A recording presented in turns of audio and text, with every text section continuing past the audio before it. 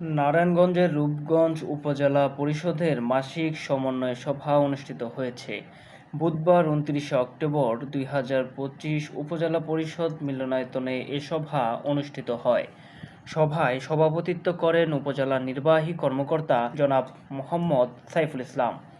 তিনি সভায় উপজেলার বিভিন্ন দপ্তরের চলমান কার্যক্রম, উন্নয়ন অগ্রগতি ও সার্বিক প্রশাসনিক কার্যক্রমের খোঁজখবর নেন। সভায় বিভিন্ন দপ্তরের কর্মকর্তা কর্মচারীরা নিজ নিজ বিভাগের অগ্রগতি প্রতিবেদন উপস্থাপন করেন। আলোচনায় উন্নয়ন কর্মকাণ্ড, আইনশৃঙ্খলা পরিস্থিতি, শিক্ষা, স্বাস্থ্য, কৃষি, সামাজিক নিরাপত্তা কর্মসূচি এবং জনসেবা কার্যক্রমের গুণগত মান বৃদ্ধির বিষয়ে বেশ কয়েকটি গুরুত্বপূর্ণ সিদ্ধান্ত গৃহীত হয়। উপজেলা নির্বাহী কর্মকর্তা বলেন, জনগণের সেবা আরও সহজতর ও কার্যকর করতে উপজেলা প্রশাসন রূপগঞ্জ সর্বদা আন্তরিকভাবে কাজ করে যাচ্ছে।